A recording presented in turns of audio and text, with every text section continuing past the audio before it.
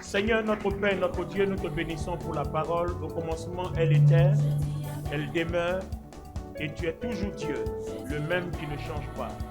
Ton amour demeure éternel, et tes bontés demeurent infinies. Merci pour ta fidélité, merci pour ta grâce, et merci pour ta paix qui nous accompagne en ce moment précieux. Que le Saint-Esprit nous accorde l'intelligence suprême, afin de décoder les Écritures, afin de nous transformer, afin de permettre que nous soyons à ton service, utiles entre tes mains. Merci Seigneur pour ta bonté que tu répands, ton amour que tu répands pleinement dans cette salle. Merci pour la haute inspiration que tu nous accordes et merci pour l'impact de ton esprit dans nos cœurs et dans nos corps.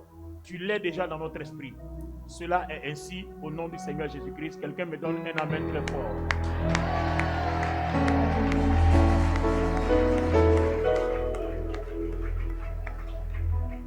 Merci de vous asseoir. Alors, bienvenue à ce deuxième service du mois de février 2025.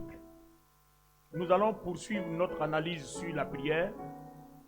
Nous étions en plein décryptage de la prière du Notre Père. Par la grâce de Dieu, nous avons pu expliquer, interpréter les 7 étapes de la prière du Notre Père. Nous les avons divisées en 3 grands groupes. Et le dimanche dernier, on a compris que la vie chrétienne tournait autour de la relation avec Dieu. La vie chrétienne tournait autour de la relation avec notre prochain. On a essayé d'expliquer comment il fallait traiter notre prochain et comment il fallait marcher avec Dieu. Et on a promis qu'aujourd'hui, on allait aller un peu plus en profondeur. En effet, ce matin, on ira un peu plus en profondeur par la grâce du Seigneur. Alors, je voudrais retenir toute votre attention parce que je vais vous prêcher le message qui a converti votre prédicateur. Amen. Le message, depuis que je suis chrétien et pasteur, le message qui m'a transformé, qui a fait que Dieu croit en moi, c'est ce message-là que je vais vous prêcher aujourd'hui. Alléluia.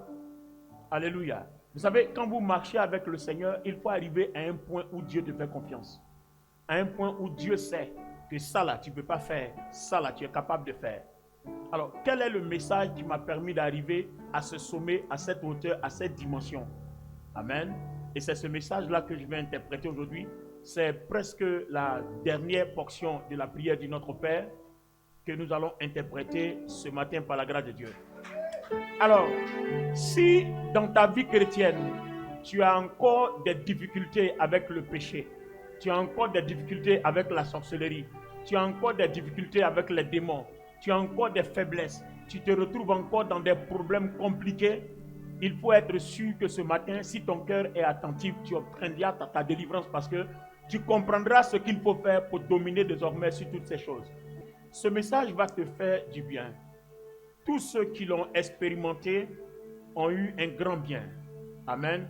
Et je sais de quoi je parle et je connais les témoignages qui viennent vers moi chaque jour. Pour tous ceux qui ont été en contact avec ce message. Merci de vous asseoir, bien-aimés. Alors, Matthieu, le chapitre 6. Commençons à partir du verset 9. On va faire un petit rappel avant d'entrer dans notre sujet d'aujourd'hui. Suivez-moi jusqu'à la fin. La Bible s'émeut. Priez donc ainsi.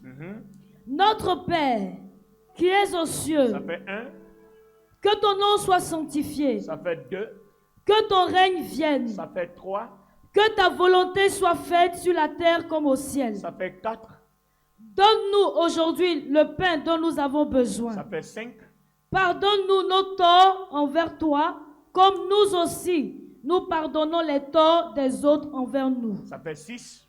Ne nous expose pas à la tentation et surtout, délivre-nous du diable, car à toi appartiennent le règne et la puissance et la gloire à jamais. Voici donc les 7 parties de la prière du Notre Père. Et nous avons essayé de montrer que la prière de Notre Père ne consiste pas en une récitation, c'est plutôt une interprétation de la pensée divine. Parce que n'oublions pas que Dieu nous a tout donné. Dieu n'a jamais eu pour objectif de nous créer afin d'être malheureux. Ça n'existe pas. Quand nous lisons la Bible, Dieu nous a créés pour que nous soyons comme lui, à son image, à sa ressemblance. C'est-à-dire que nous soyons pleinement épanouis, pleinement bénis, pleinement en bonne santé, pleinement pleins de vie. Ça, c'est le plan de Dieu. Donc, s'il y a des manques dans notre vie, c'est dû à nos carences, à nos incapacités de comprendre la pensée de Dieu et de savoir ce qu'il y a à faire à un moment donné. Par exemple, Jacques, le chapitre 4, le verset 3 dit: vous priez, vous ne recevez pas parce que vous demandez mal. Vous priez, vous ne recevez pas dans le but de satisfaire vos convoitises. Donc vous voyez qu'en fait, le but de Dieu, ce n'est pas s'empêcher de nous donner. Il a envie de nous donner. Parce que Dieu est amour, comme le dit 1 Jean 4, à partir du verset 8. Dieu est amour. Donc si Dieu est amour, Dieu a tant aimé le monde afin qu'il a donné Jésus, son Fils unique, pour que quiconque croit en lui ait la vie. Donc vous voyez que l'essence de l'amour, c'est de donner. Donc Dieu ne refusera jamais de donner. Il le dit bien dans sa parole. Il dit: vous qui êtes mauvais, quand vos enfants vous demandent des œufs, vous ne donnez pas des pierres. Quand vos enfants vous demandent du poisson, vous ne donnez pas des serpents. À plus forte raison, combien le Père que je suis ne donnerait-il pas le Saint-Esprit à ceux qui le lui demandent? Donc vous voyez que Dieu nous donne l'assurance que tout ce que nous lui demandons, il va le faire. Mais attention, n'oublions pas, tout ça la marche sur des principes. Ce n'est pas parce que c'est dit que ça se fait comme ça dans le hasard. Non, c'est des principes, c'est tout un ensemble de démarches. C'est une formation, c'est une transformation et c'est une délivrance que le Seigneur exprime à partir de la prière de notre Père en disant: comme vous ne savez pas prier, que vous ne recevez pas, vous demandez mal et puis vous priez pour d'autres objectifs, je vais vous montrer comment prier et je vais vous montrer comment recevoir. Si vous priez, dites: notre Père qui est aux cieux. Vous voyez? Donc déjà, la partie 1, notre Père qui est aux cieux, c'est déjà l'expression d'une pensée. Si nous devons décoder, nous avons vu que notre Père qui est aux cieux, cette partie est divisée en deux. Il y a d'abord notre Père qui montre une relation entre Dieu et son enfant, Dieu et nous, qui est aux cieux, qui montre une autre collaboration entre le naturel et le surnaturel, entre ce qui est en bas et ce qui est en haut, entre ce qui est à terre et ce qui est au ciel. Donc vous voyez, du physique au spirituel. Donc vous voyez que rien que la première partie nous montre déjà que la prière là n'est pas une récitation. Donc il va falloir que j'aille prier pour demander au Seigneur de m'aider à demeurer en relation avec lui et de m'aider à demeurer dans la relation spirituelle. Il est esprit. Ceux qui l'adorent doivent être aussi esprit. Donc, Seigneur, apprends-moi à être esprit. Donc, vous voyez que la première partie seulement, je peux demeurer des heures et des heures de prière en train de supplier, parler à Dieu. Donc, vous voyez que ça nécessite une véritable transformation. Je n'ai même pas encore touché les 6 autres parties. Rien qu'une seule partie déjà, on peut écrire tout un livre, toute une encyclopédie. Alors, je veux simplement que quelqu'un comprenne que cette prière du Notre Père a été divisée en 3 grands groupes. Il y a le groupe de l'adoration, il y a le groupe du service, et puis il y a le groupe des requêtes. L'adoration, c'est quoi? Notre Père qui est aux cieux. Il y a un signe, Dieu est le commencement et il est la fin. Donc, notre Père qui est aux cieux, c'est à toi qu'appartient dans tous les siècles le règne, la puissance et la gloire. Donc, on lui doit la louange, on lui doit la célébration. Et notre Père qui est aux cieux, de par notre dépendance, on lui doit donc l'adoration. Donc là, on est dans la première partie, dans l'adoration et la louange. Donc, vous voyez que si nous devons interpréter bibliquement l'adoration et la louange, on est parti pour des heures et des heures de prière et de communion dans la présence du Seigneur.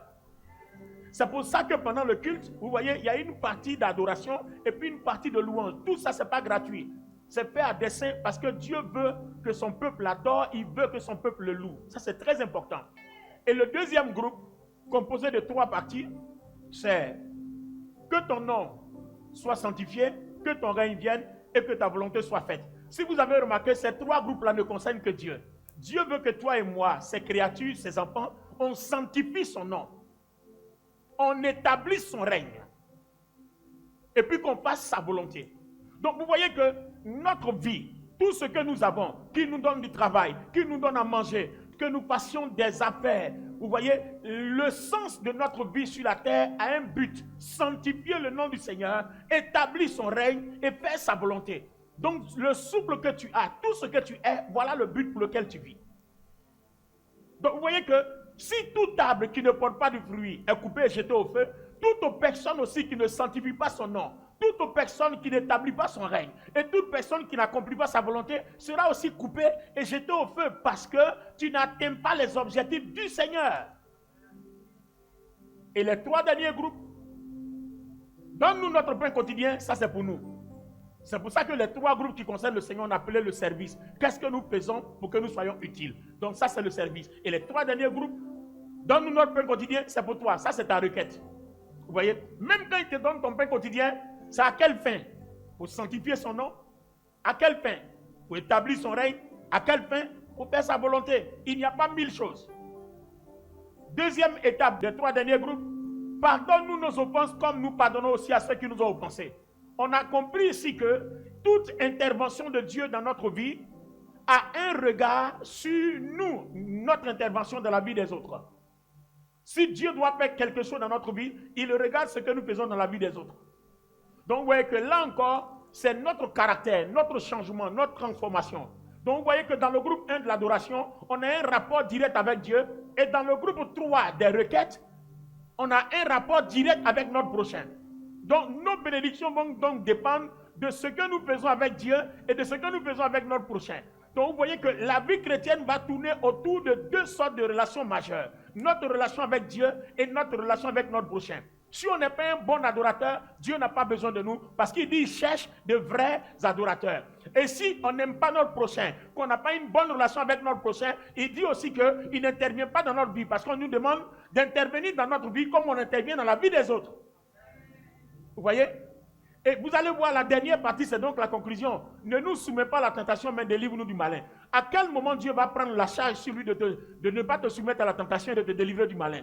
C'est quand ton service l'intéresse et c'est quand ta relation avec ton prochain l'intéresse. Donc quand une relation est bonne avec Dieu, une relation est bonne avec ton prochain, tu intéresses Dieu et Dieu te garde. Il y a un verset ici dans le livre de 1 Jean 5. Permettez-moi de vous le lire, vous allez voir quelque chose. Vous comprendrez pourquoi la 7e étape est une conclusion. Au verset 18, 1 Jean 5, verset 18. Il dit, nous savons que celui qui est né de Dieu ne commet pas le péché qui mène à la mort, car le Fils né de Dieu le protège. Vous voyez, le Fils né de Dieu le protège. Donc vous voyez que si vous êtes vraiment un adorateur, que vous vous érigez en véritable enfant de Dieu, né de nouveau, né de Dieu, il n'y a rien à faire, le Fils de Dieu, Jésus-Christ, te protège. Donc, la dernière partie, ne nous soumets pas à la tentation, mais délivre-nous du malin, qui serait la conséquence de notre service et de notre relation avec Dieu et de notre relation avec notre prochain. Alors, aujourd'hui, nous allons mettre, merci de vous asseoir, aujourd'hui nous allons mettre un accent brillant sur la relation avec Dieu.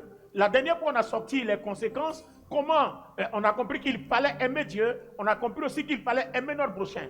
Mais aujourd'hui, on va aller encore plus en profondeur et vous allez comprendre pourquoi je parle de conversion. Celui qui écoute ce message aujourd'hui qui n'est pas converti, c'est qui n'est pas un élu de Dieu. Ça veut dire que Dieu ne t'appelle pas à aller au ciel. Si tu as écouté le message d'aujourd'hui que tu n'as pas été transformé, c'est que tu n'es pas appelé à aller au ciel. Ce n'est pas possible. Alors, Jérémie le chapitre 33, 31 le verset 33, et puis Hébreu le chapitre 8 verset 10, Hébreu 8, 10, Jérémie 31, 33. Mais voici quelle alliance je conclurai avec le peuple d'Israël après ces jours, déclare l'Éternel. Oui. Je placerai ma loi au plus profond d'eux-mêmes. Je la graverai sur leur cœur. Moi, je serai leur Dieu. Eux, ils seront mon peuple. Très bien. Ils n'auront plus besoin de s'enseigner l'un l'autre en répétant chacun à son compagnon ou son frère. Stop. Amen. Écoutez bien. Dieu dit, les temps arrivent où je vais faire quelque chose d'exceptionnel. Écoutez-moi très bien ce matin. Je suis plus que sérieux. Alléluia. Parce que si notre église doit être agréable aux yeux du Seigneur, c'est ce message-là. Si Dieu doit tomber amoureux de notre communauté, c'est ce message. Et si Dieu doit tomber amoureux de toi, c'est ce message. Écoute bien. Jérémie 31, 33. Le temps arrive où Dieu dit, je vais faire une alliance exceptionnelle. Cette alliance consiste en quoi? Dieu dit, je vais prendre ma loi, je vais mettre au plus profond d'eux. Et puis je vais prendre ma parole et puis je vais inscrire ça sur la table de leur cœur. Au lieu de l'inscrire sur les tables de pierre, comme avant je le donnais à Moïse, je vais inscrire ça sur leur cœur. Donc le temps arrive. Et ce temps-là est arrivé quand Jésus est mort à la croix. Donc ça veut dire que là où toi et moi, on est là, vous me regardez, il y a quelque chose d'exceptionnel que Dieu a fait. Et cette chose exceptionnelle, on peut la comprendre mieux dans Hébreux le chapitre 8, le verset 10. Mais voici l'alliance que je ferai avec la maison d'Israël. Après ces jours-là, dit le Seigneur, je mettrai mes lois dans leur esprit. Très bien, c'est cette version que je cherchais. Je mettrai mes lois dans leur esprit. Et quoi d'autre encore? Et je les écrirai dans leur cœur. Et je les écrirai dans leur cœur. Ça fait deux choses. Est-ce qu'on peut acclamer la parole de Dieu? Donc, voici en quoi consiste le message de la grâce. Vous voyez? Le péché qu'on ne pouvait pas vaincre, ce qu'on ne pouvait pas faire, Dieu vient par amour, car il a tant aimé le monde. Et qu'est-ce qu'il va faire? Il va prendre lui-même son esprit, venir déposer dans notre esprit pour qu'on ait la force de faire ce qu'avant nos forces ne pouvaient pas faire. Donc, non seulement, au lieu que ce soit seulement dans notre esprit, il va aller encore déposer la même chose. Il va l'écrire. Oh, quand il écrit, c'est collé, c'est serré, on ne peut plus détacher dans notre cœur. Donc, vous voyez, ça fait deux choses. Donc, il y a la force de Dieu dans ton esprit et il y a aussi la force de Dieu dans ton cœur. Voilà ce que tu es en tant que chrétien. C'est pour ça qu'on parle de la grâce. Alors, si tu as réussi à décoder, à décrypter ce message, aucun sorcier ne peut occuper ta vie. Aucun sorcier ne peut vaincre ta vie. Le péché ne peut pas vaincre ta vie. La malédiction ne peut pas vaincre ta vie. Tu vas vivre serein, tu vas vivre imperturbable et tu vas vivre vainqueur. Est-ce que quelqu'un peut me donner son amen ici ce matin?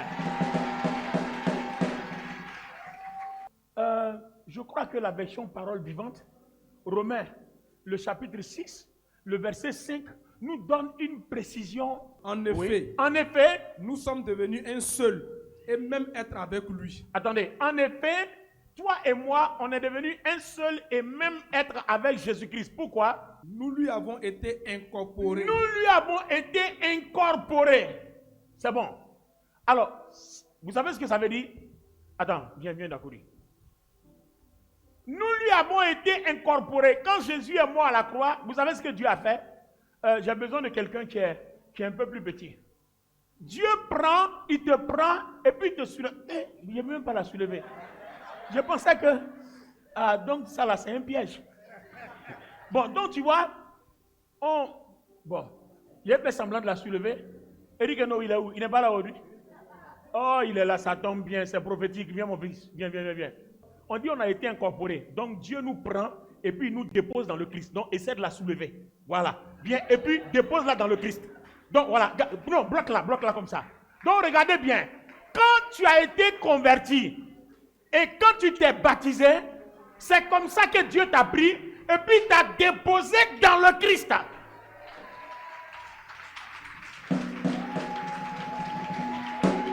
D'accord? Merci. Vous voyez, non? Alors, regardez bien. Moi, je vous pose une question. À partir du moment où on t'a pris, on t'a déposé dans le Christ, là. La Bible dit quoi? Éphésiens, le chapitre 1, le verset 13, dit quelque chose. Donne-nous Éphésiens 1, 13. Allons-y. Parole vivante ou Bible du Semeur. Vous aussi, Vous aussi, chrétiens notre les non-juifs, oui, après avoir entendu le message de la vérité, très bien, la bonne nouvelle de votre salut, oui. vous avez mis votre confiance en lui. Après ça, Vous voici donc en communion avec le Christ. oui. Par votre foi, vous avez été scellés. On a été quoi? Scellés de l'Esprit Saint. Gage de si grandes promesses. Bien, stop, c'est bon, ça me suffit. Donc, quand tu l'as pris, donc, prends-la et puis incorpore-la dans le Christ. Donc, on l'a incorporé dans le Christ. Et quand on l'a incorporé, qui a une corde? Qui a une corde? Donnez-moi une corde, donnez-moi quelque chose. Donnez-moi quelque chose. Donc, tu vois, on a été scellé comme ça. Voilà. On a attaché comme ça. C'est scellé. Donc, son esprit ne peut plus s'échapper et personne ne peut avoir accès à son esprit. Donc, le diable peut rentrer dans ton corps, il peut rentrer dans ton cœur, mais il ne peut pas rentrer dans ton esprit. Donc, il ne peut pas t'ôter la vie. Voilà, descends là. Donc, vous voyez que depuis que nous avons été convertis, que nous sommes baptisés, on a une partie de nous qui est totalement Dieu. C'est-à-dire, à partir du moment où il est scellé au Christ, donc son esprit est même chose avec l'esprit de Christ. Mais attention, ce n'est pas notre cœur, ce n'est pas notre corps. Là, c'est notre esprit qui a été scellé. Parce que Christ est esprit, on ne peut pas sceller notre chair à Christ. Donc, il n'y a que notre esprit qui est scellé à l'esprit de Christ. Donc, toi et moi, on est fait de corps, âme et esprit. Donc, il y a une partie de nous qui est l'esprit qui a été attachée à Christ. Donc, toi là, pendant que tu es assis là, tu ne te rends pas compte, mais il y a une partie de toi qui est totalement Jésus-Christ, c'est-à-dire qui est totalement Dieu, qui est totalement Saint-Esprit. Et Dieu l'a fait par pure grâce. C'est ça la valeur et la puissance du message de la grâce. Comme il t'aime, il est fatigué que le péché te fatigue, il est fatigué que le diable te fatigue. Donc vous voyez que cette relation maintenant est différente de la relation qu'il y avait dans le jardin d'Éden. Parce que dans le jardin d'Éden, Dieu n'habitait pas dans leur esprit. Il descend et puis il les rencontre. C'est pour ça que, n'ayant pas de sécurité, le diable est rentré et puis il a contrôlé, possédé leur esprit. Or, celui qui possède ton esprit contrôle ta vie, il peut t'ôter la vie. Donc, comme le diable, il sait qu'il n'y a pas trop de sécurité, il a réussi à les doubler et ils se sont éloignés de Dieu. Donc, Dieu dit bien, quand mon fils va mourir, je vais renforcer la sécurité.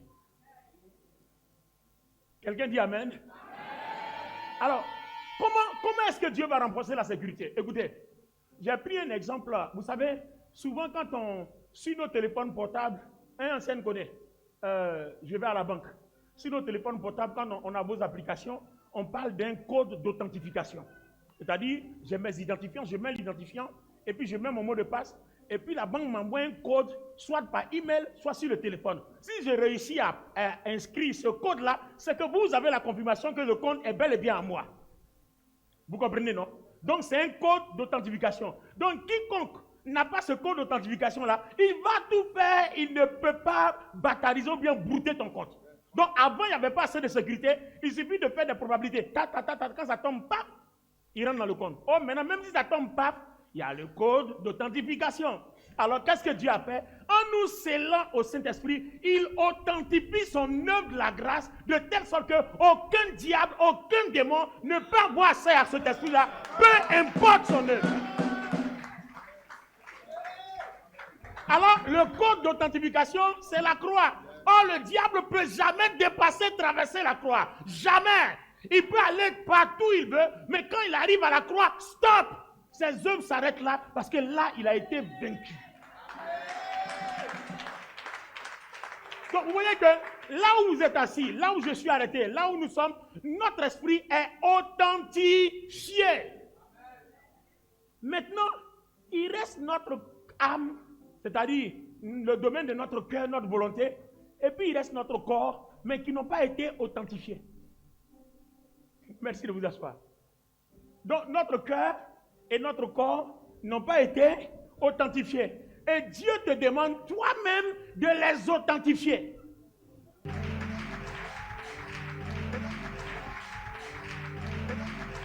Alors, regardez bien les amis. Dieu a authentifié notre esprit. Donc, Dieu a fait de telle sorte que aucun esprit, même les sorciers, en fait, dans les rêves où vous les voyez là, c'est de la falsification. Hein. Ils vous montrent un miroir pour vous faire croire qu'ils ont votre esprit. Mais si tu es en Jésus-Christ, que tu es baptisé, en fait, si tu n'es pas baptisé, ils ont droit à ton esprit. Voilà, c'est ça le problème. Parce que je ne sais pas ce qui se passe, et puis depuis que tu es ici, là, tu n'es pas te faire baptiser. Ce que tu cherches là, tu vas trouver.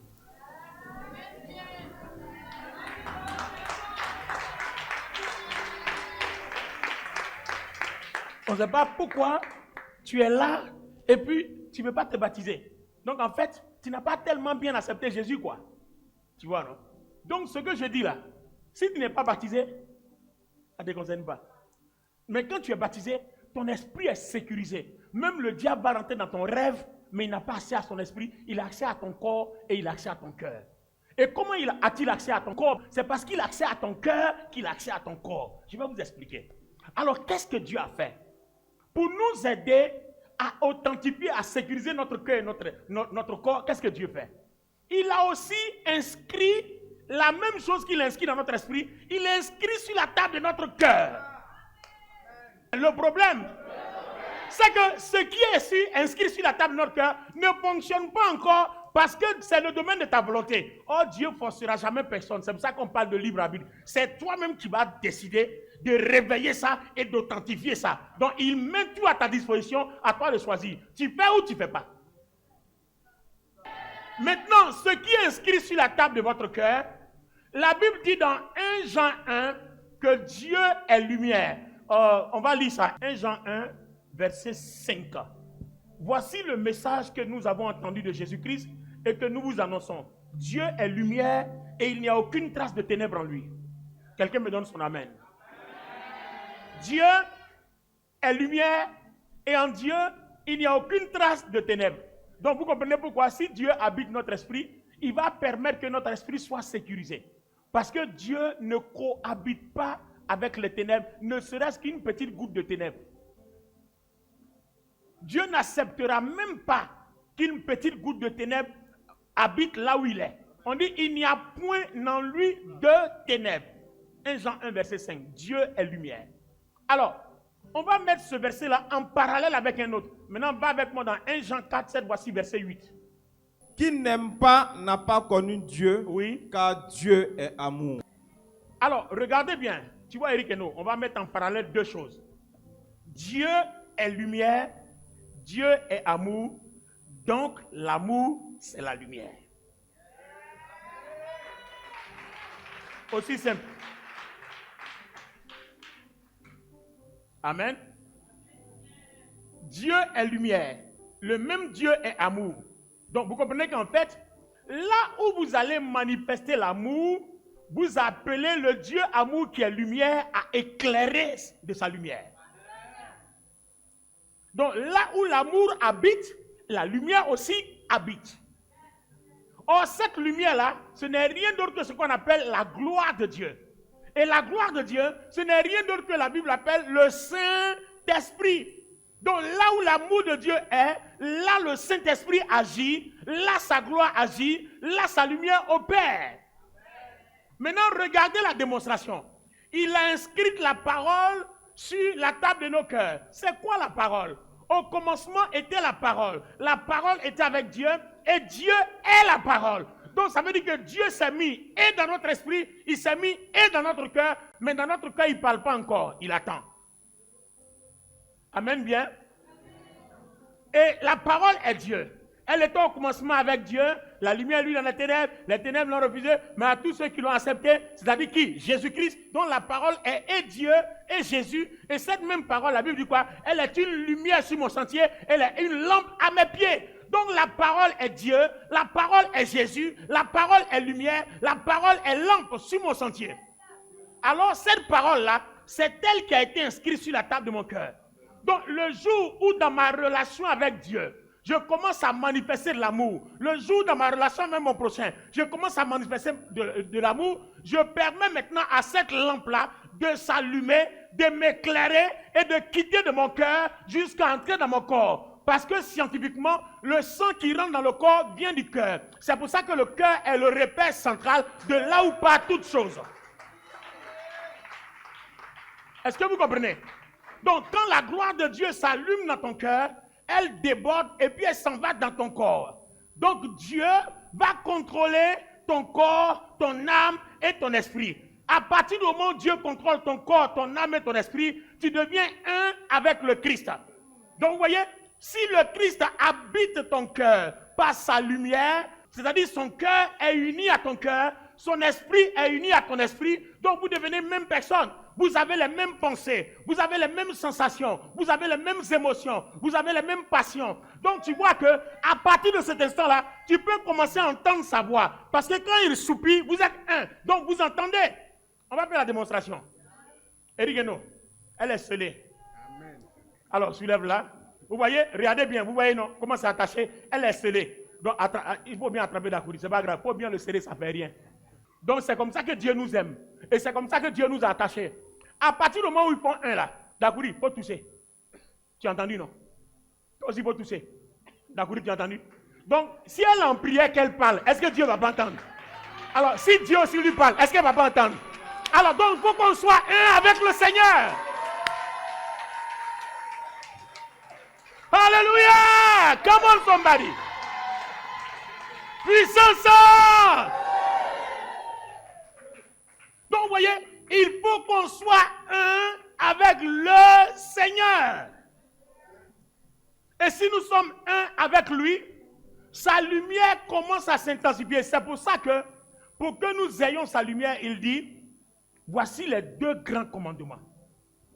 Tu aimeras l'Éternel Dieu de tout ton cœur, de toute ton âme et de toute ta pensée.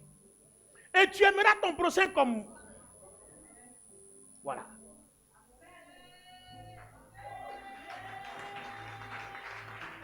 Donc en fait, ce qui va faire que la lumière qui est dans ton esprit va descendre dans ton cœur pour allumer la lampe, c'est ta marche sur la base de l'amour. Toutes les fois que tu manifestes l'amour, tu intensifies ta lumière, ça s'allume de plus en plus, elle devient de plus en plus grande, elle devient de plus en plus grande, elle devient de plus en plus grande et elle ne s'arrête pas. C'est pour ça que les amis, il ne faut pas céder aux provocations de l'ennemi. Nous n'allons pas céder aux provocations de l'ennemi. Vous pensez que quand le Seigneur dit, si quelqu'un te tape sur la gauche, donne la droite. Vous pensez, pourquoi le Seigneur a dit ça? Parce que le jour où tu réponds, tu deviens comme lui. C'est-à-dire tu as laissé le mal entrer alors que la gloire ne cohabite même pas avec les ténèbres. Donc on doit comprendre que aimer notre prochain et aimer Dieu deviennent la base de la source chrétienne. Donc quand tu pries, si tu pries pour aimer ton prochain, tu pries pour aimer Dieu, tu as tout. Tu as tout. Parce qu'à ce moment-là, Dieu va faire quoi? Dieu va te préserver du malin et Dieu va te délivrer de toutes les œuvres des ténèbres. Alors, merci de vous asseoir. Je vais vous expliquer quelque chose. Donne-moi ton amen bien. Hier matin, samedi matin, j'étais en prière et puis je demandais au Seigneur, souvent quand je prêche ce message, les gens ont du mal à comprendre ce qu'on appelle manifester l'amour. Alors, nous savons maintenant que l'amour, c'est la lumière. Celui qui vit dans l'amour devient comme Dieu. Et celui qui vit dans l'amour devient comme Jésus-Christ. Déjà, Jésus-Christ est lié à notre esprit, mais Jésus-Christ veut être lié à notre cœur. Donc, si notre cœur n'est pas rempli de Jésus-Christ, même on peut être chrétien, mais on va toujours vivre dans le péché. Puisque le péché, il est dans ton corps et il est dans ton cœur. Le péché a deux endroits. C'est-à-dire, la base est dans ton cœur et c'est de ton cœur qui se diffuse dans ton corps. Et Dieu aussi veut ton cœur pour que de ton cœur, il se diffuse dans ton corps. Or, on vient de voir tout de suite que Dieu ne supporte même pas les ténèbres. Donc, tu comprends que si la gloire rentre dans ton corps, il va tuer, il va détruire toute trace de péché. C'est pour ça que quand vous êtes baptisé, tous les liens de parenté, vous voyez, il y a des prières que tous les chrétiens ne peuvent pas faire. Par exemple, mon arrière-grand-père a commis un péché, je taille en pièces, je brise tous les liens. C'est des messages dépassés. Pourquoi? Parce que ça ne concerne que celui qui n'est pas baptisé. Mais celui qui est baptisé, quand la gloire entre dans ton esprit, il a libéré ton esprit. Maintenant, si toi-même, par la vie d'amour, tu laisses la loi, l'amour rentrer dans ton cœur, que la lumière s'allume, c'est fini. La gloire là libère ton cœur. Or, ce qui est dans ton cœur se déverse dans ton corps. Donc, la gloire de Dieu libère totalement ton corps. Alors, on va maintenant étudier comment on peut faire, comment on va faire pour vaincre le péché, comment on va faire pour vivre une vie sainte, comment on va faire pour vivre une vie pure. Alors, on rentre dans le remède. Regarde ton voisin, fais-lui un beau sourire, dit, entrons dans le remède. Amen. Oh, c'est fort. Amen ou amen pas. Le Seigneur est vivant. Alors, vous tous prenez vos Bibles dans le livre de 1 Jean. Allons-y d'abord dans 1 Jean 2. Le verset 5 dit, celui qui observe sa parole a vraiment pour Dieu un amour parvenu à sa pleine maturité. C'est ainsi que nous savons que nous sommes unis à lui. Celui qui prétend qu'il demeure en Christ doit aussi vivre comme le Christ lui-même. Celui qui prétend être dans la lumière tout en détestant son frère est encore présentement dans les ténèbres. Ça veut dire que quand on aime notre frère, la lumière est claire. C'est ce que je viens de dire. Vous voyez? Celui qui aime son frère demeure dans la lumière. Celui qui aime son frère demeure dans quoi? Mais maintenant, regarde, comme tu demeures dans la lumière, on dit et rien ne risque de causer sa chute. Là, je suis dans 1 Jean 2, le verset 9 à 10. Celui qui aime son frère demeure dans la lumière et rien ne risque de causer sa chute. Parce que là où il y a la lumière, les ténèbres sont automatiquement détruites.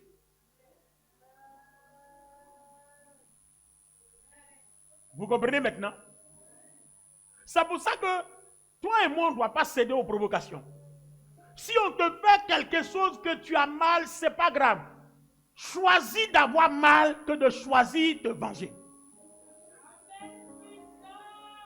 Parce que choisir d'avoir mal, c'est conserver sa lumière et c'est demeurer dans la victoire. Mais choisir de se venger, c'est se servir du mal. Oh, ta gloire là ne supporte pas le mal.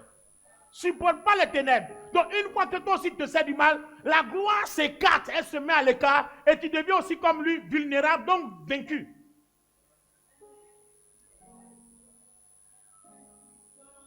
On comprend pourquoi Proverbe le chapitre 25 a dit au verset 21. Proverbe 25 verset 21. Si ton ennemi a faim, fais quoi? Donne-lui à manger. Ensuite, s'il a soif, donne-lui à boire.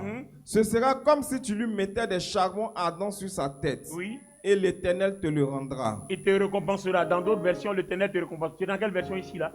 Bible du semeur. Dans d'autres versions, Dieu te récompensera. Vas-y dans Romains chapitre 12 verset 20. Si ton ennemi a faim, donne-lui à manger. Oui. S'il a soif, donne-lui à boire. Ensuite. Par là, ce sera comme si tu lui mettais des charbons ardents sur la tête. Ensuite. Ne te laisse pas vaincre par le mal. Au contraire, sois vainqueur du mal par le bien. Amen. Est-ce qu'on peut acclamer la parole?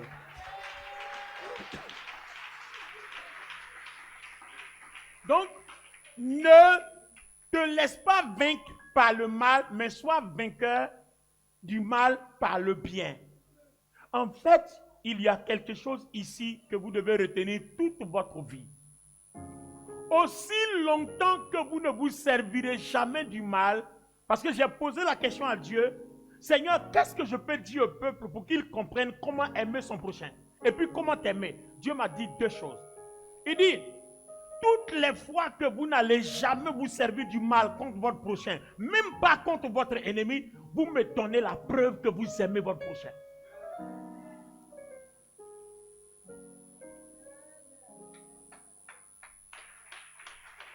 Toutes les fois que vous ne vous servirez jamais du mal contre votre prochain, même pas contre votre ennemi, nous donnons la preuve à Dieu que nous aimons notre prochain. Mais les amis, c'est là le prix à payer. Parce que ça fait mal. Il est en train de te blesser. Et puis Dieu dit, laisse ça. Vous savez pourquoi Dieu dit, laisse ça? La deuxième chose, je dis, mais Seigneur, à quel signe reconnaîtrons-nous que nous t'aimons? Il dit, toutes les fois que vous dépendez de moi. Toutes les fois que tu me prouveras que tu dépends de moi, alors tu m'as donné assez de preuves que tu m'aimes. Donc toi et moi, notre relation continuera. Ma lumière s'intensifiera en toi parce que toi et moi, on demeurera un. Mais vous comprenez? Dépendre de Dieu, ça veut dire quoi? Si quelqu'un t'a giflé, il faut laisser Dieu te venger. C'est ce que ça veut dire.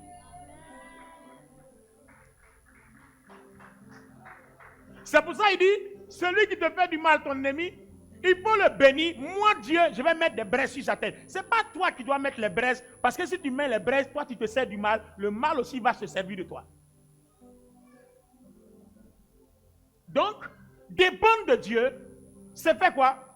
C'est laisser à Dieu le soin de guider notre vie. Les amis, ça fait mal, mais quand la réponse tombe, c'est réjouissant. Quelqu'un te fait du mal, quelqu'un te blesse, et puis tu t'en vas en prière. tu pleures en prière, tu fais tout ce que tu as fait, mais ne te venge pas, ne rembourse pas, ne te venge pas, n'utilise jamais le mal contre ton prochain, même pas contre ton ennemi. Parce que Dieu veut que tu le laisses faire. Cette dépendance-là, ça permet à Dieu d'avoir confiance en toi parce qu'il sait que tu dépends de lui. Donc pour Dieu, tu l'aimes. C'est pour ça qu'il dit, priez pour vos ennemis. Alors, regardez une chose. C'est à partir de là que la foi commence. C'est à partir de là que la foi commence. Vous savez, notre foi n'a jamais eu de bons résultats parce qu'on a toujours manifesté la mauvaise foi. Alléluia. On a toujours manifesté la mauvaise foi. C'est quoi j'appelle la mauvaise foi? Regardez par exemple, quand le Seigneur, sa lumière remplit ton cœur et que ton esprit et ton cœur sont connectés, c'est-à-dire la gloire de Dieu abonde dans ton cœur, tu vois que quand la gloire vient, elle éradique, elle détruit tout ce qui est ténèbres, c'est-à-dire rancœur, hypocrisie, jalousie, animosité, méchanceté. La gloire là va tout anéantir. Maintenant, quand la gloire anéantit, il reste quoi? Il reste la paix, il reste la joie, il reste la bonté, il reste la bénignité, il reste la tempérance, il reste, vous voyez, la réconciliation, il reste tout ça. Or, tout ça, c'est ce qu'on appelle les fruits de l'esprit. Donc, vous voyez que c'est la nature du Saint-Esprit qui s'exprime en toi. Vous voyez, c'est la nature du Saint-Esprit qui s'exprime en toi. Alors, quand la nature du Saint-Esprit s'exprime, comment ça devient? Eric Eno, reviens avec ta petite, et puis le Christ est revenu. Alors, on va encore t'incorporer dans le Christ. D'accord? Maintenant, cette fois-ci, il n'y a pas que l'esprit, il y a l'esprit et le cœur qui sont maintenant envahis par le Christ, qui sont occupés par le Christ. Au départ, c'était l'esprit. Maintenant, Dieu veut que toi-même, dans ta volonté, tu vives dans l'amour. Oh, maintenant, on sait que quand on ne se sert pas du mal contre qui que ce soit, on vit dans l'amour. Quand on dépend de Dieu, on vit dans l'amour. Donc, on a laissé Dieu remplir le cœur. Donc, soulève-toi, voilà, attache-toi au Christ. Elle est attachée au Christ. Regardez la foi. Elle est attachée au Christ. D'accord? Et puis, le Christ, son cœur et son esprit sont remplis du Christ. Elle et le Christ font un. Supposons qu'elle est en train de prier et puis le Christ veut qu'elle aille en mission. Voilà, tu vas aller faire ta mission, tu vas aller évangéliser. Donne-lui un numéro de maison ou bien donne-lui un endroit. Voilà. Donc maintenant, elle descend. Maintenant, tu vois, donc, quand tu descends, là, voilà, voici notre évangéliste qui était en prière et puis qui a entendu le Seigneur. Donc, tu sais où le Seigneur t'envoie, non? Donc, toi, tu t'en vas maintenant. Une fois qu'elle commence à dire, Jésus-Christ vous aime, Jésus est Seigneur, Jésus est ceci, et puis le Saint-Esprit remplit le coin, les gens commencent à parler en langue. Et puis on dit, non, elle est puissante. Non, mais c'est la foi. Mais en fait, ce qu'elle est en train de faire, ce n'est pas sa volonté, mais elle est en train d'exprimer un désir de celui auquel elle est attachée. Vous voyez? Donc, Galates 2, verset 20 dit, si je vis, ce n'est plus moi qui vis, mais c'est le Christ qui vit en moi. Donc, une fois qu'elle est attachée au Christ, viens, cours, viens ma petite, viens. Une fois qu'elle est attachée au Christ, ce qu'elle a entendu là, elle court et puis elle s'en va manifester. Donc, elle s'en va, le Christ ne se sépare pas d'elle, le Christ l'accompagne. Et quand elle lève la main, le Christ lève la main. Parce qu'il doit confirmer ce qu'il lui a dit. Quand elle parle, le Christ aussi agit. Parce que le Christ doit confirmer ce qu'il lui a dit. Les amis, voilà la foi. Voilà la foi. Donc vous voyez que sans amour, on ne peut pas manifester la foi parce que qui est en toi? Qui parle en toi? Pendant qu'il n'y a pas la lumière dans ton cœur, qui parle en toi? Donc vous voyez que dans la vie chrétienne, notre foi, la puissance de Dieu, les dons, tout ce qu'on fait tourne autour de l'amour. S'il n'y a pas d'amour, les amis, ce n'est pas Dieu qui parle en toi. Maintenant, c'est toi seul qui sais qui parle en toi. Je passais par là. Merci de vous asseoir. Alléluia! Puissance! Puissance! Puissance! Donc, vous comprenez qu'en fait, toute la vie chrétienne tourne autour de quoi? Autour de l'amour. Même la foi, c'est l'expression de l'amour du Saint-Esprit qui est lumière, qui est amour, c'est son expression là. Quand toi tu manifestes cette expression, lui il accompagne ça de signe. Parce que ça ne vient pas de toi, ça vient de lui. C'est ce qu'on appelle dépendre de lui. Donc Dieu dit, si vous dépendez de moi, alors vous m'aimez. C'est-à-dire que vous manifestez de l'amour pour moi, alors ma lumière vous guidera. Alors, les amis, au point où nous en sommes, qu'est-ce que tu vas faire encore? Si quelqu'un te provoque, tu vas répondre. Parce que quand tu réponds, qui est le perdant? Je préfère conserver ma lumière que de me battre. Parce qu'après, qui est le perdant? Donc vous allez voir que le jour où la lumière là va remplir votre cœur, vous n'aurez même plus besoin même là. Quelqu'un va te critiquer, tu t'en fous. Et puis est-ce que toi-même tu auras envie de critiquer quelqu'un même en même? Parce que la gloire la détruit tout ça dans ton cœur. Donc quand tu vois un chrétien qui continue de critiquer, de calomnier, posez-vous la question, est-ce que vraiment ce chrétien-là aime Dieu? Est-ce qu'il y a l'amour en lui? Est-ce que ce chrétien-là, est-ce qu'il y a la lumière en lui? Ben oui. Parce que là où il y a la lumière, ces ténèbres-là n'existent pas. N'ont plus leur place. Attends, imagine-toi, quelqu'un dans l'église qui te promène, c'est la vie des autres qui te préoccupe. Ton problème, c'est quoi? Non, ton problème, c'est ça. C'est-à-dire l'amour de Dieu qui remplit ton cœur, là. C'est pour ça que tu es venu ici. Tu vas chercher ici qui est bien, qui parle de quoi, qui parle de quoi. Est-ce que ton problème, c'est ça? Quand l'amour l'a rempli ton cœur, tu n'as même pas le temps parce que tu es venu chercher la gloire de Dieu, tu es venu chercher la bénédiction de Dieu. Tu n'as même pas le temps pour ça.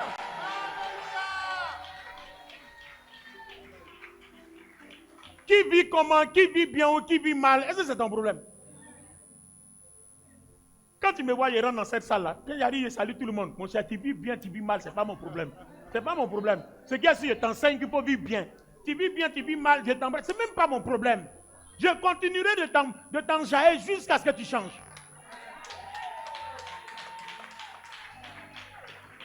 Alors, imagine-toi que je me sépare de quelqu'un parce que la personne n'a pas une bonne vie. Mais c'est que je n'ai pas l'amour. Parce que si j'ai l'amour, là, ma mission sera d'aider cette personne-là jusqu'à ce qu'elle devienne comme moi. Alors, si toi tu es bien, aide-nous à être délivrés, nous les pauvres pécheurs.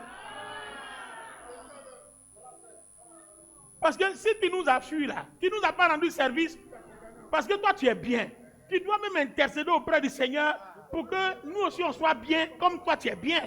Maintenant si tu nous fuis là, tu nous n'as pas service, donc le vrai amour te demandera, vont les aider jusqu'à ce qu'ils deviennent comme toi.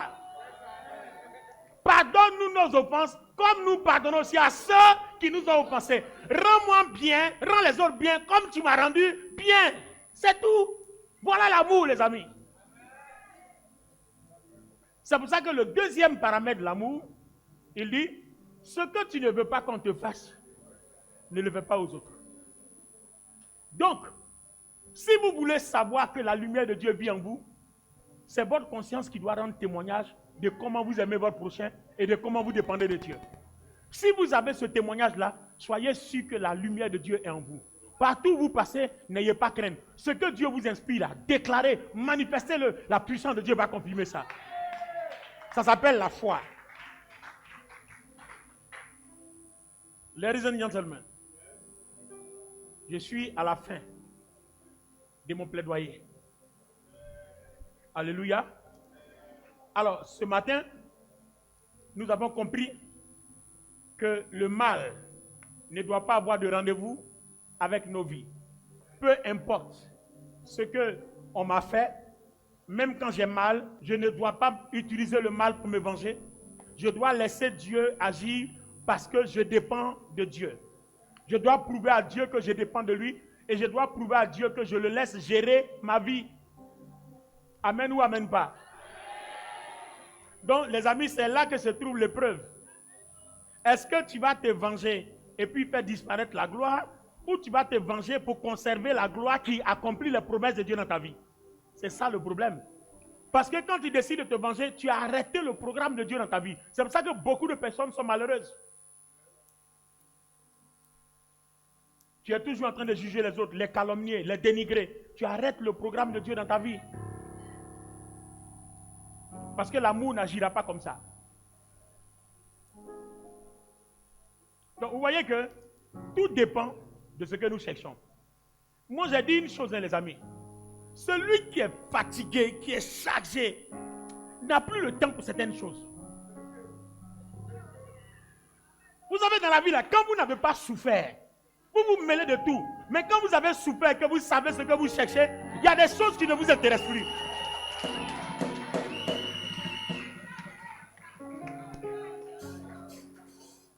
Les amis, moi moi je connais ma vie. Est-ce que toi tu connais ta vie? Aïe, de toute façon, moi j'ai souffert. Et puis je sais ce que je cherche. Et puis je vais rentrer dans des choses qui me détruisent encore plus. Ben non. Quand tu n'es pas encore fatigué, c'est là que tu as le temps. Mais quand tu es fatigué, et puis tu dis ça là, je ne veux plus de pauvreté, je ne veux plus être menacé par la sorcellerie, je ne veux plus être opprimé par les démons, je ne veux plus vivre dans le péché, je ne veux plus de ça. Tu prends une résolution et ta vie change. Est-ce qu'on peut prendre une résolution ce matin? Donc vous voyez, c'est ce message-là qui a transformé ma vie. Vous comprenez pourquoi les gens comme l'apôtre Paul, il a vécu sans rapport sexuel, sans femme. Ça veut dire qu'un homme, une femme peut vivre sans rapport sexuel. C'est possible. Tout dépend de ta relation avec Dieu, de comment tu manifestes l'amour. Parce que le degré d'intensité de la lumière dans ton cœur et dans ton corps t'évite toutes ces choses. C'est tout, hein? Je dis, c'est tout. Si tu veux être plus fort que la séduction, que la convoitise, c'est le degré d'intensité de la lumière de Dieu dans ton cœur qui se diffuse dans ton corps. Et puis les passions du corps se calment. C'est tout. Or, pour avoir ce degré d'intensité, il faut l'intensifier dans ta relation avec ton prochain, dans ta relation avec Dieu. Plus tu montres que tu dépends de Dieu, le Saint-Esprit s'intensifie en toi. Plus tu montres que tu ne te sers pas du mal contre ton prochain, même pas contre tes ennemis, plus tu montres que ce que tu ne veux pas qu'on te fasse, tu ne veux pas aux autres, c'est-à-dire que tu deviens un homme juste, une femme juste, plus la gloire de Dieu s'intensifie en toi. Et maintenant, on a la 7e étape de la prière de notre Père. Délivre-nous du malin, ne nous soumets pas à la tentation. Et c'est la gloire de Dieu là qui fait ce travail. Parce que tu as accompli toutes les 6 étapes.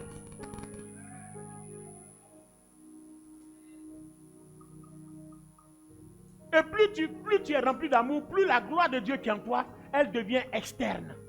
La gloire là jaillit de ton corps. Ça vient jusqu'à l'intérieur et ça prend une proportion. Regardez, je vous explique quelque chose de biblique. Grâce à Dieu. Comment tu penses que quelqu'un comme Daniel, il descend dans la fosse aux lions et les lions affamés se prosternent, leur bouche reste fermée? Pourquoi? Parce que le bien est tellement rempli en lui que là où il y a le mal, quand le bien entre, le mal se tait.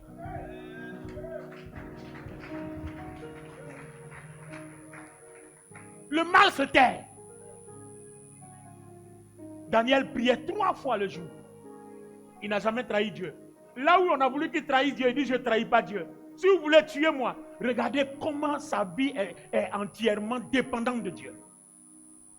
Je ne ferai pas ce que je veux, mais je vais faire ce que Dieu veut. Le Seigneur Jésus-Christ rempli de gloire. La gloire déborde tellement. L'homme de Gadara, le fou qui lui seul brise les chaînes. Il frappe tout le village. Le Seigneur arrive, il vient et puis il rentre dans le rayon de la gloire. En même temps, les démons ont été persécutés. Quand la gloire est en toi, un démon, il se trompe, il vient toucher à ton corps, il est percuté. Je dis, il est. Il est. Église, il est. Donc vous ne voyez pas que le prix à payer de votre vie chrétienne là, c'est d'aimer votre prochain et puis d'aimer Dieu. Aime ton prochain puis aime Dieu, c'est ton prix à payer. Généralement, quand les gens te persécutent, t'insultent et puis tu ne fais rien, on va dire non, elle est faible, il est faible. Oh, c'est bon, merci.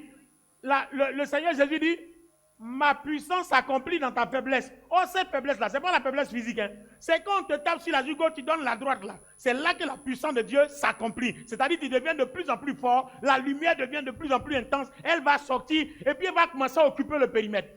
Si tu vis dans l'amour, que la gloire de Dieu occupe le périmètre, quand tu rentres dans ta maison là, la gloire de Dieu occupe toute la maison. C'est-à-dire le sorcier, il court quand il veut rentrer dans la maison. Quand il arrive dans la maison, freinage. Parce que la gloire là, s'il rentre dedans, ce qui s'est passé contre les démons de l'homme de Gadara là, ça va se poser dans sa vie. Donc quand il arrive là, il freine. Et puis il va dire à son patron, Lucifer là-bas, il dit, viens père, là-bas là, c'est zone interdite, hein, c'est sécurisé, c'est authentifié. On ne peut pas rentrer là-bas. On ne peut pas entrer là-bas, c'est sécurisé, c'est authentifié. On ne peut pas entrer là-bas. Alléluia. Donc vous comprenez qu'en fait, la vie chrétienne, ce n'est pas les bagarres, ce n'est pas les palabres. Tout se joue autour de 2 relations majeures. Ma relation avec Dieu dans la dépendance de Dieu. Ma relation avec mon prochain, où je n'utilise jamais le mal contre mon prochain. Et puis je ne lui fais pas ce que je ne veux pas qu'on me fasse. Parce que s'aimer soi-même, c'est de ne jamais faire aux autres ce que tu ne veux pas qu'on te fasse. Si tu ne t'aimes pas là, va faire aux gens ce que tu ne veux pas qu'on te fasse. Dieu va permettre qu'on te fasse ça aussi. Alors les amis, le message n'est pas clair. Donc quand la Bible dit, le Seigneur dit, quand vous priez, dites. Ça vous dit quand vous priez, allez-y chercher l'amour pour votre prochain et l'amour pour Dieu. Voilà la conclusion de la prière de notre Père. Allez-y chercher l'amour pour votre prochain, l'amour pour Dieu. Moi aussi, je vous ai tellement aimé que même à la croix, le diable n'a pas pu me vaincre. Dieu a tant aimé le monde qu'il a donné. L'amour donne. L'amour donne. L'amour satisfait les autres. Et l'amour, quand Dieu nous donnait là, est-ce qu'il avait un intérêt? Parce qu'on a péché de même tuer. Donc vous voyez que l'amour que tu dois avoir pour Dieu et pour ton prochain doit être sans intérêt. C'est pour ça que le Seigneur dit, si vous donnez parce que vous gagnez quelque chose, Dieu ne comptabilise pas. C'est un faux amour. Mais quand tu m'as donné, alors que tu sais que je ne vais rien te donner en retour, alors Dieu comptabilise. La gloire de Dieu monte en toi parce que tu as manifesté l'amour. Donc tout acte d'amour vaut l'intensité ou bien la croissance de la gloire de Dieu en nous, aussi simplement. Donc si nous allons prier, nous allons jeûner, nous sommes focalisés sur l'amour de Dieu.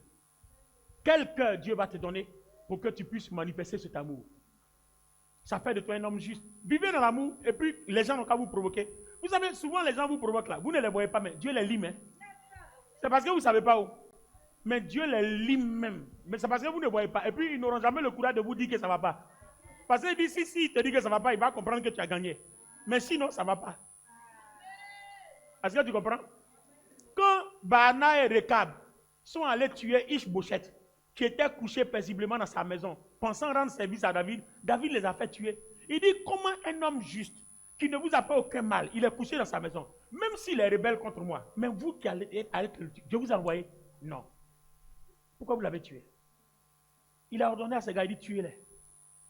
Vous partez tuer un homme juste qui est en train de faire sa sieste. Il n'a pas provoqué quelqu'un.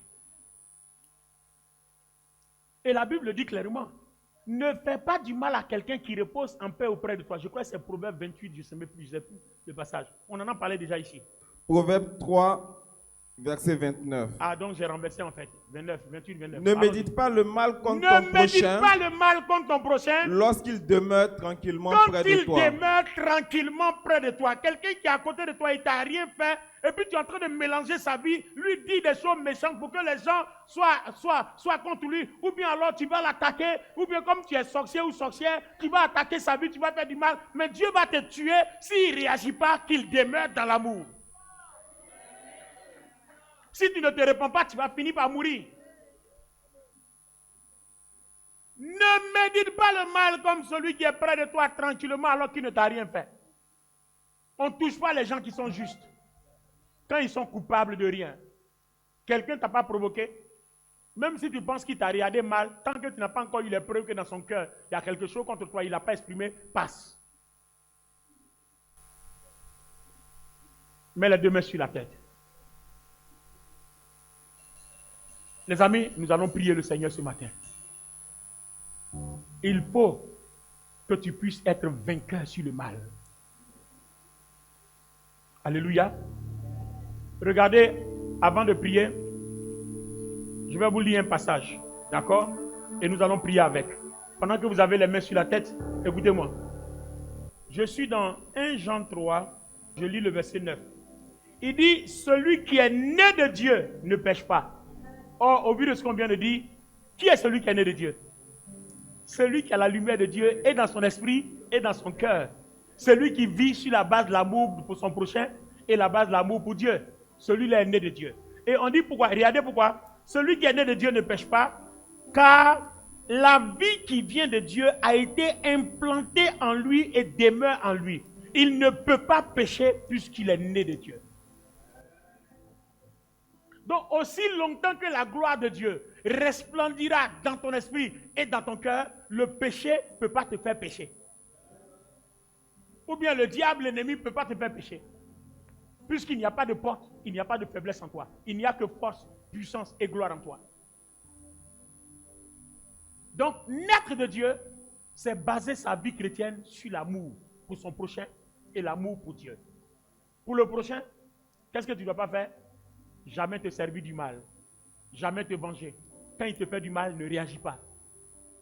Et prépare à avoir mal. Ce n'est pas ce que dit 1 Pierre 3, 17, je ne sais pas. Mieux vaut souffrir quand on fait le bien que de souffrir quand on fait le mal. Donc le Saint-Esprit me donne la parole. Maintenant, cherchez-moi le verset. Alors les amis, demande à ton voisin pendant que tu as les deux mains sur la tête, est-ce que tu es né de Dieu? Alors celui qui est né de Dieu, c'est lui qu'on appelle le chrétien, né de nouveau. Le vrai chrétien. Celui dans l'esprit de qui Dieu habite. Et celui dans le cœur de qui Dieu habite. Et celui qui vit aux dépens de l'amour pour son prochain. Qui dépend de Dieu. Qui ne se sert pas du mal. Et qui ne fait pas aux autres ce qu'il n'aime pas. Tu ne veux pas qu'on crie sur toi, crie sur les gens. Tu ne veux pas qu'on s'effigure, s'effigure. Tu n'aimes pas qu'on parle mal, tu parles mal. Vous voyez? Soyez en paix avec tous, Romains 8. Si ça ne dépendait que de vous, soyez en paix avec tout le monde. Amen. Et le dimanche prochain, nous allons aller dans une autre profondeur pour garantir notre amour. Parce que ce n'est pas parce qu'on a dit que tu ne dois rien dire que tu ne dois rien dire. Donc ça aussi, il y a son baromètre dans la Bible. Et c'est ce qu'on va toucher dimanche prochain pour que le message soit complet.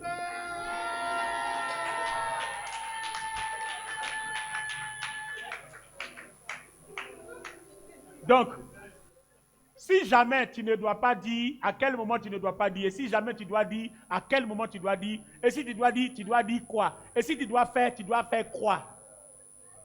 Donc, par la grâce de Dieu, on va répondre à cette question le dimanche prochain pour que le message soit complet. Alléluia! Alors, mets les deux mains sur la tête, on va prier. Il faut t'abandonner à toi. Abandonne-toi. Ouvre ton cœur. À partir d'aujourd'hui, tout ce que vous avez à faire, vous devez consulter votre cœur. Parce qu'il y a une parole de Dieu là-bas pour vous. Quand vous n'avez pas une solution à un problème, consultez votre cœur. La gloire de Dieu est là-bas, a une parole pour vous. Peu importe la situation que vous traversez, consultez votre cœur. La gloire de Dieu est là-bas. C'est là-bas que la foi vous donne la solution. Là où tu as les deux mains sur la tête, consulte ton cœur. Et si Dieu est dans ton cœur, tu vas commencer à sentir quelque chose de paisible. Tu vas commencer à sentir quelque chose d'agréable.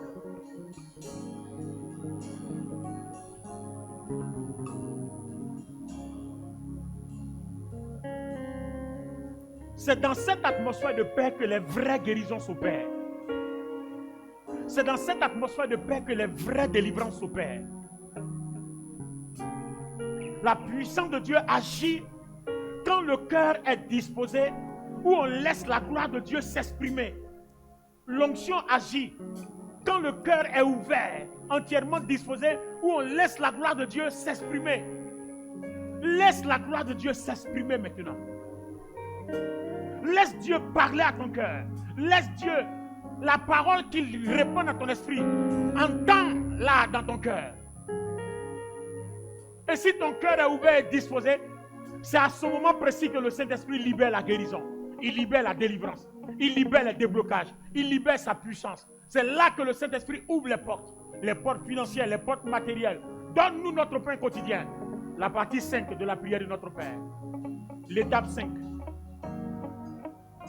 Quand tu écoutes ton cœur, tu entends la voix de Dieu. Quand tu écoutes ton cœur, tu reçois le message. Quand tu écoutes ton cœur, tu reçois l'expression. Et c'est là que le Seigneur commence à répondre à tes besoins.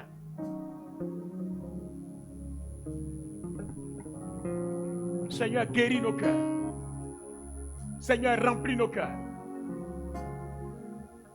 Seigneur, guéris nos cœurs. Seigneur, remplis nos cœurs. Seigneur, guéris nos cœurs. Seigneur, remplis nos cœurs. Seigneur, guéris nos cœurs. Seigneur, remplis nos cœurs. Et quand tu remplis notre cœur, tu remplis aussi notre corps. Guéris toute maladie qui est dans le corps. Seigneur, sèche toute maladie dans le corps. Seigneur, libère les corps. Seigneur, libère les cœurs. Seigneur, que les liens dans l'esprit des personnes non baptisées soient aussi coupés au nom de Jésus. Que par pure grâce, ils soient arrosés de ton feu, de ta gloire. Je déclare les portes ouvertes dans ta vie au nom de Jésus. Parce que la gloire qui est en nous attire de bonnes choses. La gloire qui est en nous réalise le programme de Dieu.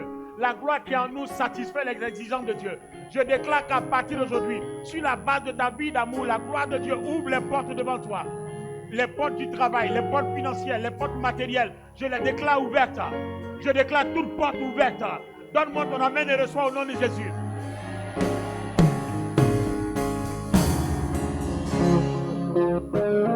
Écoutez, j'entends une voix. Quelqu'un a demandé un crédit. Quelqu'un a demandé un crédit.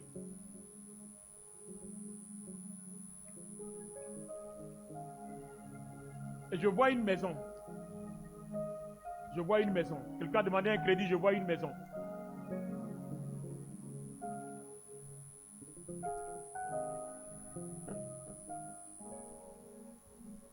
Un crédit pour une maison.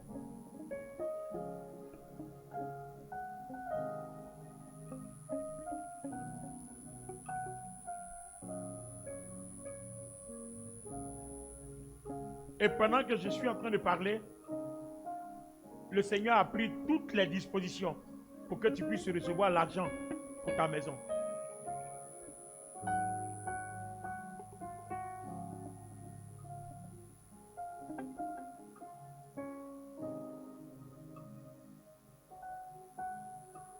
Je vois dans le dos d'une personne, il y a un de tes reins qui est défaillant. Un rein. Un des reins est défaillant. Un des reins est défaillant. Et pendant que je suis en train de parler, je vois la main du Seigneur et la puissance de Dieu qui est en train d'intervenir de façon chirurgicale. Chirurgicale. Voilà, chirurgicale. Merci. Je vois une opération spirituelle qui est en train de s'opérer. Une chirurgie spirituelle que le Seigneur est en train de déployer sur cette partie des reins. Et je vois une guérison immédiate. J'entends guérison immédiate. J'entends guérison immédiate. La puissance de Dieu opère. Guérison immédiate au nom de Jésus-Christ.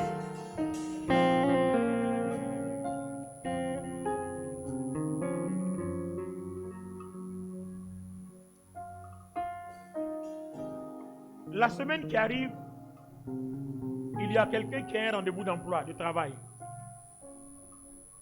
Le Seigneur te favorise. La semaine qui arrive là, je vois un rendez-vous d'emploi pour quelqu'un. Le Seigneur te favorise. Je dis le Seigneur te favorise.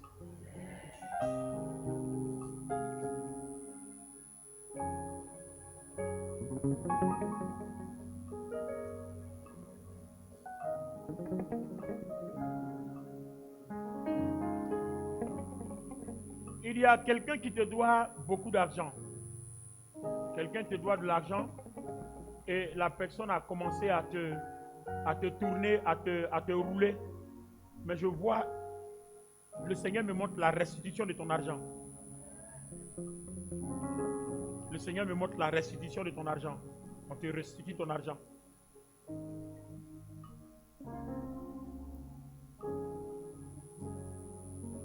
Les anges sont en train de prier pour vous pendant que je suis en train de rendre ministère. Pour chaque personne ici dans cette salle, je vois des anges qui sont en train de prier pour vous pendant que je rends ministère. Pour tous ceux qui vont mettre ce message en pratique, on va rentrer dans une autre saison. Le Seigneur va intensifier sa gloire dans nos vies de telle sorte que chacun de nous va réaliser qu'il y a un changement véritable. On va commencer à entendre Dieu, on va commencer à recevoir des visions, on va commencer à avoir des révélations. Dieu va commencer à te parler, Dieu va commencer à se révéler à toi, se manifester. Dieu va commencer à te toucher d'une façon particulière. Dieu va commencer à agir, à intervenir. Au nom de Jésus-Christ, cela est ton partage. Donne-moi un amen fort.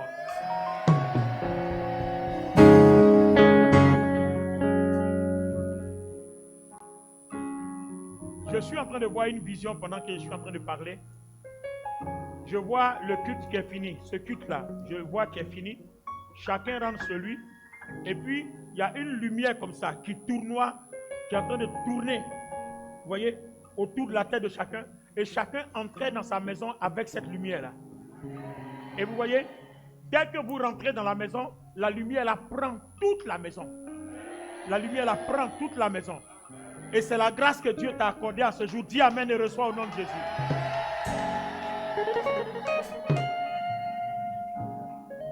Au même instant, je vois aussi le lundi matin des gens qui vont au travail, la même lumière qui est comme un rayon, un cercle autour de leur tête, rentre avec ça au bureau, au travail. Rentre avec ça. Je vois les élèves aussi qui rentrent, les étudiants qui rentrent en classe, ils s'assoient avec, et cette lumière-là est là. Seigneur, je te dis merci, parce que nous sommes rentrés dans une nouvelle saison.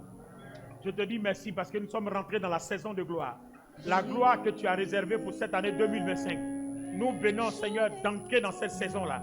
Nous venons d'entrer dans cette saison. Nous venons d'entrer dans cette saison. Je vois même des gens au volant. Et je vois la gloire de Dieu là qui tourne autour de ta tête. Au volant de ta voiture, je vois la gloire de Dieu qui tourne autour de ta tête. Qui tourne autour de ta tête. Alors, voici ce que le Seigneur me dit. Je crois que ça doit être la dernière chose. Voici ce que le Seigneur me dit. À partir d'aujourd'hui, partout où tu passeras, parle de lui. Partout où tu entreras, parle de lui parce que la saison est favorable. Tu es chauffeur de taxi, parle aux clients. Tu es étudiant, parle à tes amis. Tu es fonctionnaire, parle à tes collègues. Tu es commerçant, parle dans les marchés, dans ton lieu de commerce, dans ton salon de coiffure, partout, parle. Dans ton magasin, parle. Et au fur et à mesure que vous serez en train de parler, vous allez voir la gloire agissante de Dieu qui va commencer à attirer à vos vies tous les plans de Dieu qui sont restés en attente. Je reprends bien. Les plans de Dieu, les projets de Dieu qui devaient s'accomplir, qui sont en attente. Il y a aussi des projets qui sont restés inaccomplis. Quand vous allez commencer à parler du Seigneur partout, vous allez voir tout ce qui a été inaccompli va s'accomplir et les autres projets qui étaient en attente vont aussi rentrer en accomplissement.